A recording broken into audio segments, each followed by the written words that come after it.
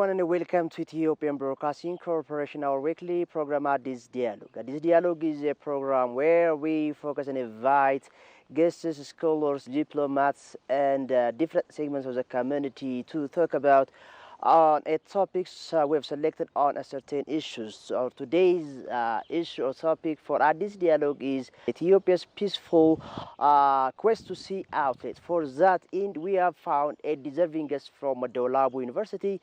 It is like 430 kilometers away from the capital Addis Ababa. So traveling to Bale Zone, Walabu University, I am joined by Assistant Professor Alemayehu Abate. He is a professor in water resource and hydrology and the director of internationalization and the partnership at Meda University. I hope for the topic we have selected, that Ethiopia's peaceful access to sea outlet, he is a deserving guest. We are going to stay a very interesting time, I hope. I am your host, Wagayo Muluna. This is Addis Dialogue. Stay tuned.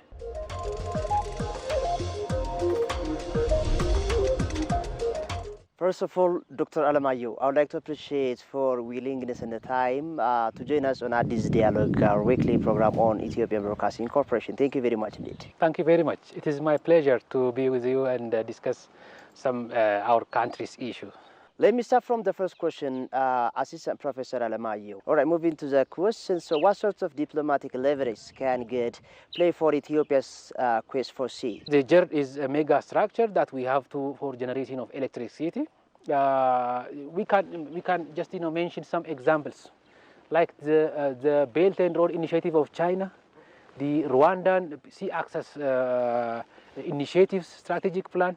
What we do now, we are not going to use the GERD as a kind of bargaining tool, but we are developing this investment not just to our country, but also to sell electricity to the surrounding, to Djibouti or any other countries. Therefore, developing our country's economy as much as possible will help us to have a kind of good negotiating tools. We can provide cheaper electricity to the surrounding countries, including Somalia, Somaliland, or Djibouti, and Eritrea. Then they can also a kind of win-win solution can bring us a kind of bargaining tool can be generated because of the completion. Why? Because this infrastructure is built to generate not only electricity, but also it will enhance our food security. As we know currently, Ethiopia has secured food self-sufficiency, the wheat production is significantly improved in our country. That crop produced in our country can be also shared with neighboring countries. So the resource we are developing within the country can help prosperity of the surrounding countries in East Africa region. Therefore, having GERD as a big infrastructure in our country will help us to negotiate and have a kind of win-win solution to have access to sea. As we know, the access to sea is not only economic, but also it is strategically important to our country. Considering historical condition of the situation, as just earlier during the Aksumite kingdom as well, we have been using the Red Sea port in the Adulis and Berbera. After that, during the 19th century and the 20th century, we have been accessing the Asab and the Mazawa port until the independence of Eritrea. Now, currently, we don't have sea access because of these issues. You see, Ethiopia is a landlocked country, but Ethiopia has about 25% of the population of landlocked countries in the world. You can imagine that. We have significantly larger populous country in Africa, the second populous country, and the economy is now highly growing.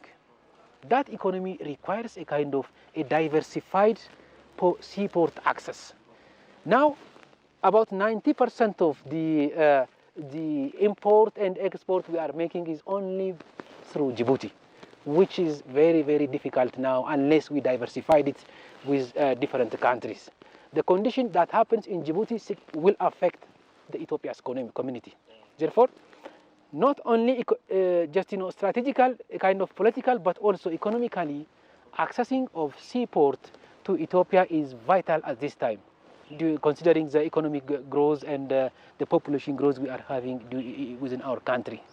So when I come back to your question, the Great Renaissance Dam will significantly contribute to this negotiation. We provide them cheaper electricity. Then whoever interested on this issue can provide us the sea access. A kind of give and take principle can be very important. So we need to keep working in our issues, in our internal economic development, in addition to the GERD, but also these other homegrown economies need to be facilitated, like the agriculture need to be worked, the off-season irrigation and the wheat production. Then that will possibly bring us to the negotiation table, and we can succeed in accessing seaport. All right, nice explanation. What are the historical, geostrategical, geopolitical factors driving Ethiopia's effort to secure for the sea?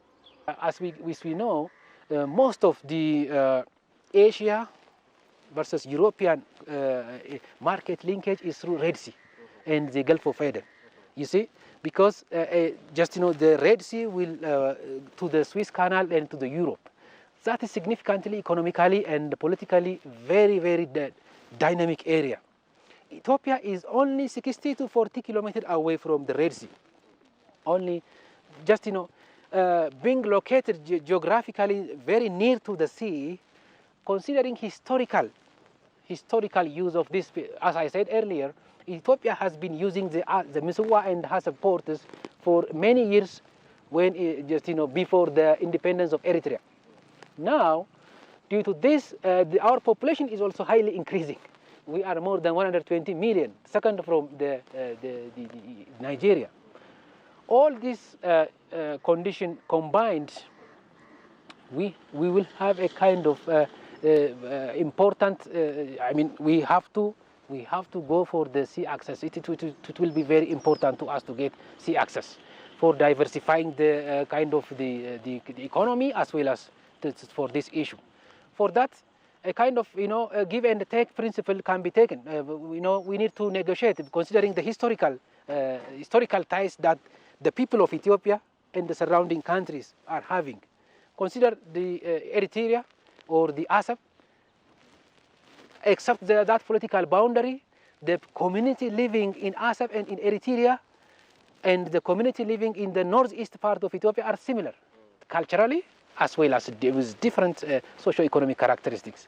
Again, come to the eastern words, the Somali people and the Somali region of Ethiopia are almost the same, except the political boundary we have there in that issue. So, giving access to the sea to Ethiopia not only benefit to our country, but also the people living in the neighboring country. A strong and developed Ethiopia will benefit neighboring countries. Just consider one example. If we are sustainably cultivating, having a crop production, that crop will not only be used in our country, but also can go to the surrounding countries. The same is true. A strong and sustainable, a strong and very economically stabilized neighboring countries will also benefit to Ethiopia. Therefore, we need to integrate ourselves. The neighboring countries in the Eastern Africa need to work together to reach and to have a kind of the sustainable economic production, so sustainable economic development. For that, this sea access, we need to practice a kind of diplomatic way of negotiation need to happen between these countries, rather than confrontation type, but a kind of a cooperative way of a give and take type of negotiation need to happen in these different countries, sharing the sea as well as with Ethiopia, so that we can secure the sea access and we develop together. All right, Assistant Professor Alemayehu Abate, I really appreciate for your time. I have finished my question for today's at this dialogue program. If you have anything you'd like to delve on, let me give you a chance. Thank you. So I want only to underline some issues with regard to a shared transboundary river basin management and utilization. You see, in the current year, there is a so-called payment for ecosystem service. Luckily, or Ethiopia is located in mountainous area. almost out of 12 river basins, 7 of our rivers are flowing to the surrounding countries. They cross the country's boundary.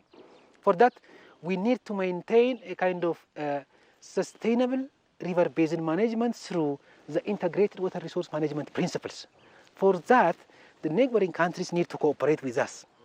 You see, we have to utilize our rivers and our natural resource just in line with that of the river. I mean the countries sharing these rivers.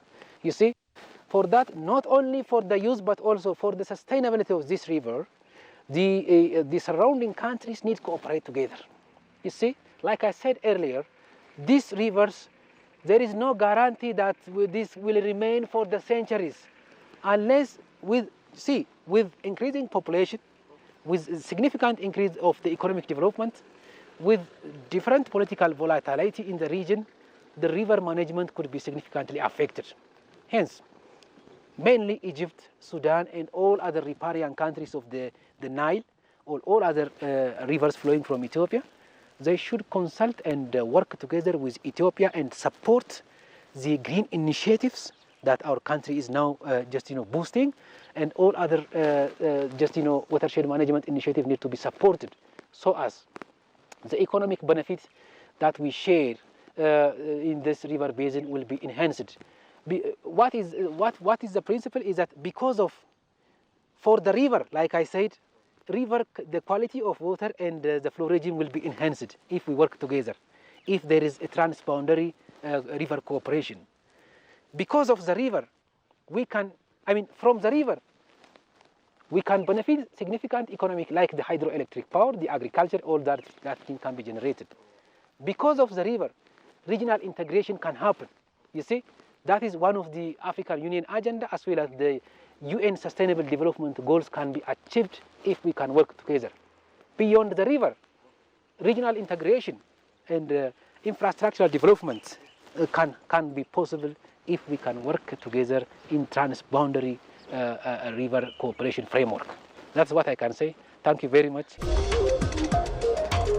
Well, Dr. and Assistant Professor Alemayehu Abate, I really appreciate for your time and a depth or deep analysis and explanation regarding the topic we have selected for this dialogue program. I really appreciate once again for your time on behalf of this dialogue program. I hope I'm going to meet you some other time, especially after the completion of GAD. Thank you, sir. Thank you very much. It is my pleasure. All right, viewers, this wrap up our today's this dialogue program that we have produced traveling from the capital Addis Ababa to Walabu University, which is found in Bale zone, which is around 430 kilometers away from the capital Addis Ababa. We have traveled here because we have been looking for a deserving guest for the topic we have selected, that is Ethiopia's peaceful quest to sea outlets. Our guest was Assistant Professor Alemayehu Abate. He is a professor in water resource and hydrology and the director of internationalization and the partnership at Walabu University. We really appreciate for his time, deep knowledge, and deep explanation for the topic we have outlined and selected. Thank you very much indeed. I am Ogayo Mulana, your host. Until I come yet with another topic and issue next time, goodbye. This is this dialogue once again. Stay with other programs of Ethiopian Broadcasting Corporation. Goodbye.